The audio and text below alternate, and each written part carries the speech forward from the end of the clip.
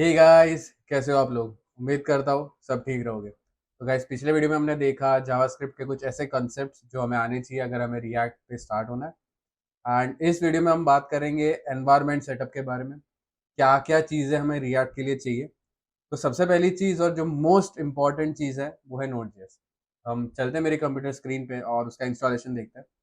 तो अभी हम आ गए मेरी कंप्यूटर स्क्रीन पे और मैं टाइप करूँगा node JS installation and enter. अभी मैं जाऊँगा node.js.org के वेबसाइट पे एंड यहाँ पे मैं LTS में जाऊँगा जो कि लेटेस्ट स्टेबल वर्जन होगा और आपके ऑपरेटिंग सिस्टम के हिसाब से आप इंस्टॉल कर देना। विंडोज़ है, मैक है, सोर्स कोड है, लिनक्स है किसी का। तो मैं यहाँ पे क्लिक करूँगा विंडोज़ पे, विंडोज़ इंस्टॉलर पे एंड ये यहाँ पे डाउनलोड हो रहा है। डिपेंडिंग अपॉन आपकी इंटरनेट स्पीड कैसी है, आपको कौन सा ऑपरेटिंग सिस्टम है, वो हिसाब से डाउनलोड होगा। तब तक के लिए मैं एक विजुअल स्टूडियो कोड पे जाऊँगा, विजुअल स्टूडियो कोड जो कि एक आईडी है जो कि मैं यूज़ करूँगा अपने कोडिंग के लिए। एंड एक बहुत अच्छा एडिटर है ये, एक आप एक्लिप्स भी यूज़ कर सकते हो यहाँ पे। एंड अभी तब तक ये जब तक डाउनलोड हो रहा है, आप कमेंट में मुझे प्लीज़ बताइए कि अभी तक का सीरीज़ में आपको कैसा एक्सपीरियंस हो रहा है, आपको सब समझ में आ रहा है। अगर कुछ नहीं समझ में आ रहा है तो प्लीज़ कमेंट डाउन कीजिएगा। मैं जितने भी क्वेरीज़ है मैं ट्राई करूँगा सारे के सारे क्वेरीज़ सॉल्व करने के लिए। ऑल्सो हमारा हैशनोड चैनल भी है जहाँ पे हम ब्लॉग्स लिख रहे हैं एंड सारे सोर्स कोड, सारे डिस्क्रिप्शन, आपको सारा एक्सप्लेनेशन चाहिए, आपको हमारे हैशनोड के चैनल पे सारा मिल जाएगा।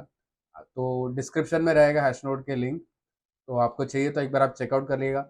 एंड हमारा न्यूज़लेटर भी अगर आपको अच्छा लगे तो प्लीज़ सब्सक्राइब करना मत भूलना। अभी आ गए हम वी एस कोड की वेबसाइट पे, हम उसको डाउनलोड करेंगे। मेरे इसमें फ़िलहाल ऑलरेडी डाउनलोडेड है। मैं बताता हूँ वी एस स्टूडियो कैसा दिखता है। विजुअल स्टूडियो कोड ये कुछ ऐसा दिखता है, ये आईडी कुछ ऐसा दिखेगा।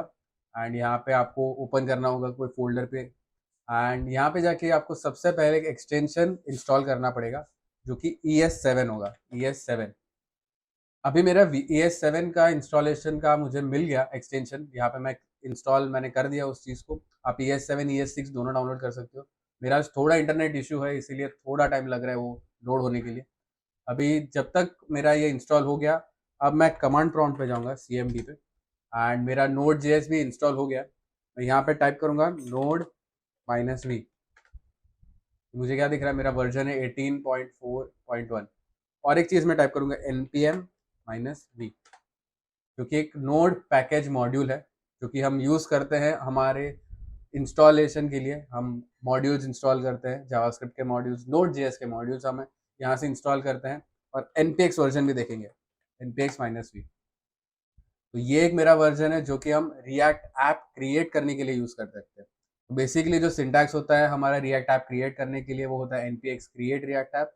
तो उसके लिए हमें npx भी चाहिए, हमें npm चाहिए क्योंकि हमें सारे नोड जेएस के मॉड्यूल्स इंस्टॉल करना है, और नोड तो चाहिए क्योंकि हमें जावास्क्रिप्ट रन करना है। तो ये वीडियो था एनवायरनमेंट सेटअप के बारे में कि आपको क्या-क्या चाहिए आपके रिएक्ट के साथ स्टार्ट करने के लिए। नोड जेएस का इंस्टॉलेशन हमने देखा, हमने वीएस कोड देखा, हमने देखा कि हमें क्या-क्या एक्सटेंशन चाहिए ES7 का।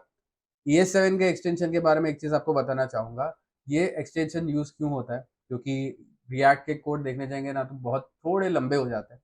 तो ये एक आपको शॉर्टकट दे देता है। RAFCE कर दिया तो एक फंक्शनल कंपोनेंट बन जाता है, RFCE कर दिया तो एक क्लास बेस्ड कंपोनेंट बन जाता है। तो ये आपको एक शॉर्टकट मिल जाएगा, आपका टाइम भी सेव कर देता है। तो अगर आपको ये वीडियो अच्छा लगा तो लाइक करना, शेयर करना और चैनल को सब्सक्राइब करना मत भूलना। मिलते हैं अगले वीडियो में। Until then, bye bye.